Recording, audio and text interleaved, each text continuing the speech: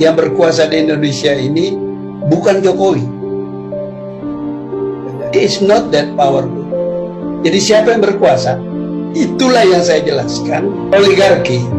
Jadi banyak orang yang beramai-ramai berkuasa. Dan Pak Jokowi itu kan tidak punya kekuatan yang jelas. Karena ini bagus membantu kita kembali kepada soal Pak Harto. Itu kehebatan Pak Harto. Pak Harto itu ketua partai. Partai ABRI itu ketuanya Soeharto. Jadi begini loh riwayatnya partai itu. Jadi begini loh riwayatnya partai itu. Partai besar Indonesia mula-mula partai besar itu namanya TNI zaman revolusi, tapi tidak ada doktrin. Itu diikat oleh karisma Sudirman. Nggak ada doktrin. Kata Dwi Fugusi tidak. Tapi orang merasakan itu. Sesudah itu makin jelas adanya kekuatan itu, meskipun juga belum ada doktrin. Ketuanya namanya Nasution. Nasution lah yang menjadi tokoh penting peristiwa 17 Oktober. Tapi Soekarno masih kuat juga. Dan tentara juga waktu itu masih semangat politik revolusi. Soekarno masih dihargai. Kemudian setelah Gestapo, setelah kembali ke Undang-Undang 45, ada Golkar, ketua partai diganti. Partai tentara maksud saya. Nasution out, masuk Yani, Jenderal Yani. Setelah Gestapo, Yani out, terbunuh, naik Soeharto. Ketika Soeharto menjadi ketua partai tentara, kekuatannya adalah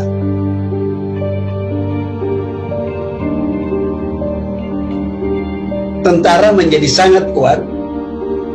Mereka menghadapi melawan PKI, dan karena Soekarno membela PKI Nasakom, maka berhadapanlah tentara dengan Bung Karno. Ketua partai waktu itu adalah Soeharto. Ketika Bung Karno tersingkir, kuatlah kedudukan Soeharto. Dia menjadi ketua partai bersenjata. ABRI kan bersenjata.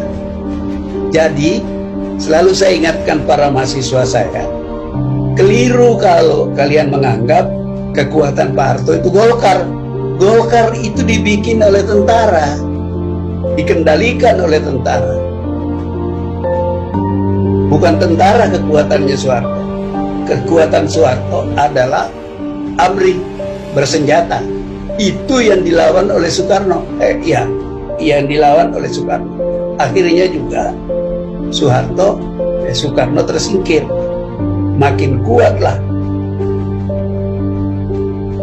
Soeharto, partai paling kuat bersenjata, sehingga Anda lihat masa periode kepresidenan Soeharto itu kuat kekuatan. Otoritariannya jelas sekali. Sebenarnya bukan totaliter, otoriter. Kita dalam ilmu politik, totaliter itu dipakai di zaman Mussolini, Hitler, dan di banyak negara-negara kecil di Afrika maupun di Latin Amerika. Nah, Pak Jokowi itu tidak punya kekuatan itu, sehingga ada kesan kuat yang mempertahankan mau 3 masa jabatan itu adalah orang yang ditengarai sangat mendapat keuntungan kalau Pak Jokowi berkuasa terus 3 jabatan. Karena yang berkuasa bukan Pak Jokowi sebenarnya. Kekuatan apa tadi saya katakan Oligarki itu gitu. Nah, masalahnya sekarang adalah apakah kekuatan di luar oligarki itu cukup tangguh menghadapi usaha menyalahgunakan Jokowi?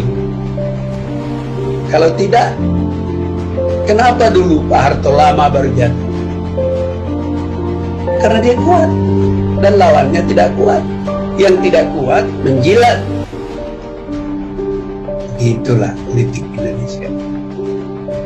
Mari kita mulai telusuri jalannya, hubungan antara penguasa dan kekuasaan.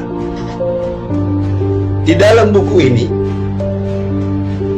kita akan tahu bagaimana terjadinya kesepakatan antara tentara, ini singkatnya, tentara dan Soeharto. Tentara tidak pernah senang, kita bicara zaman revolusi, tidak pernah senang terhadap keterlibatan politik tentara.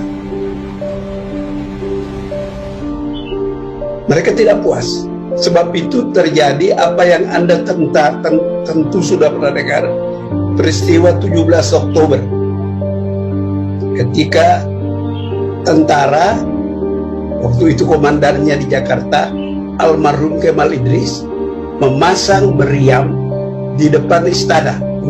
Bung Karno ada di dalam istana. Bung Karno menolak cara-cara seperti itu.